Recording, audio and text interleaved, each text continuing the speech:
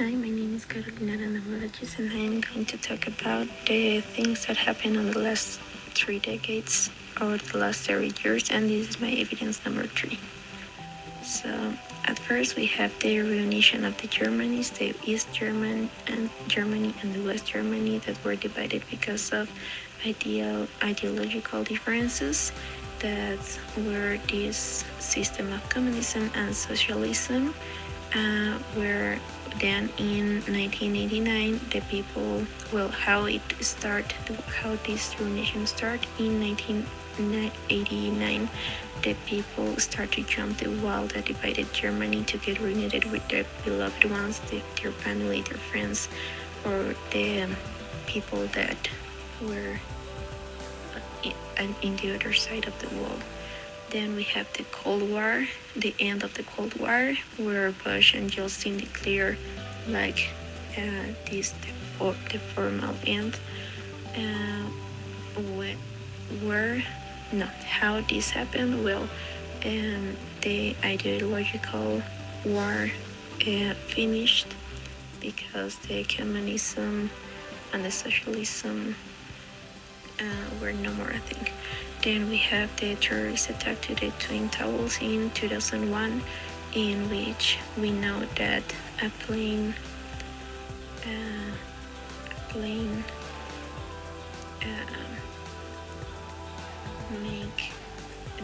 make the towers fall, and it was a terrorist attack. It is supposed to be a terrorist attack, but there are a lot of conspiracy theories about it. Then we have the economic crisis of 2008 that started in the United States because of the mortgage debt, and then it expanded to all the other countries, and we have like a global crisis.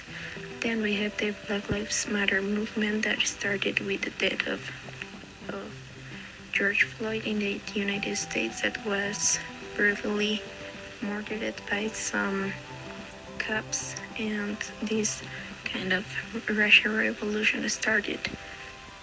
And it was this year.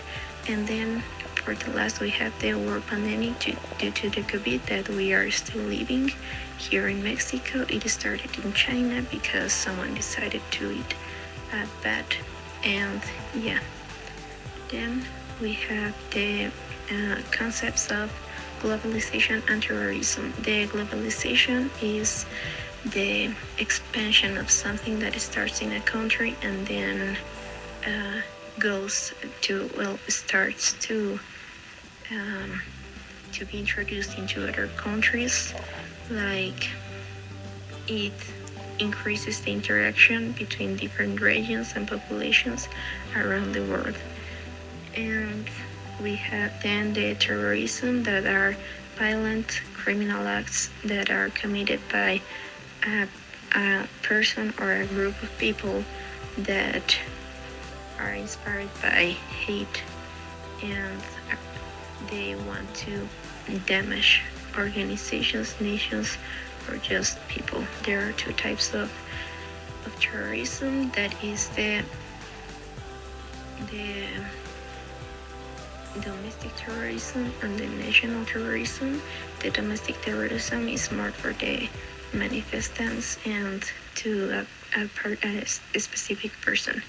But then we have the unipolar world that started when the division between communism and socialism ended, and we have just like one system to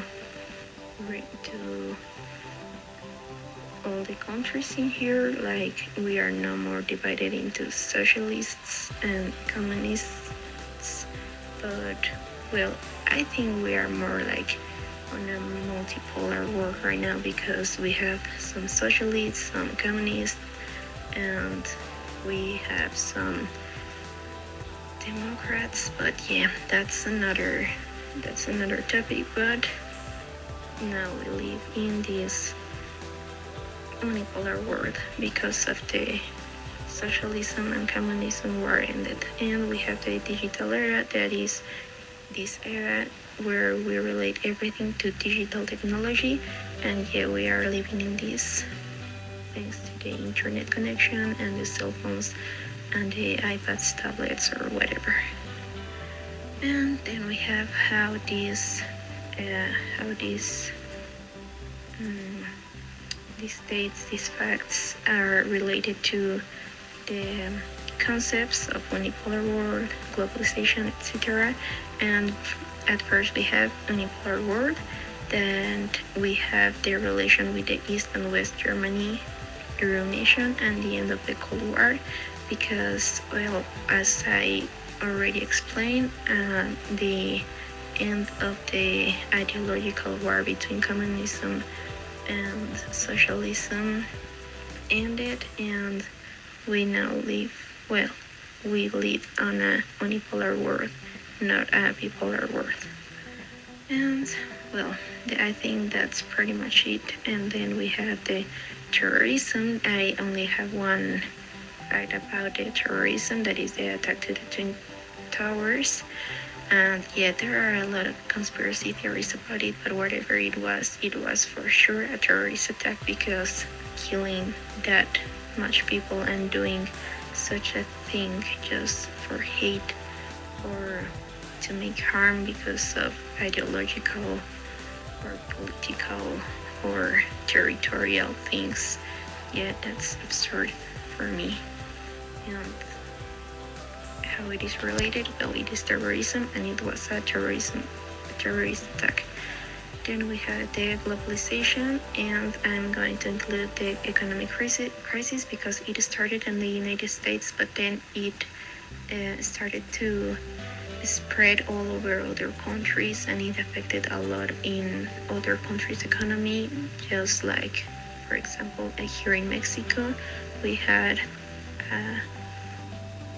devaluation of the peso, and I'm going to include here the Black Lives Matter movement because it also started in the USA, but thanks to the social media, it became a worldwide topic in which a lot of countries participated, giving their support to the Black community and giving them support on the social media. And yeah, it is now a thing of not just the United States, but India, here in Mexico, Canada, South America, and a lot of more countries. And yeah, then the digital era, we have the global pandemic, because we are not living anymore like the normal we knew before the COVID, but we have adapted our lifestyles to the digital world. Like, we can do everything on the internet and all the apps we have. I mean, we have online classes, and we're not anymore like in presential classes, and I think that's a lot of crazy stuff. Like, we don't need to be in there to be like in there. I mean, we don't need a place to be. We don't need to be everyone on the same place to do the same things. We can do it through the internet. And I'm also including here the Black Lives Matter movement, because I can say that it was formed by, it was a digital thing. Like, it started all on social media, and it grew up in the social media.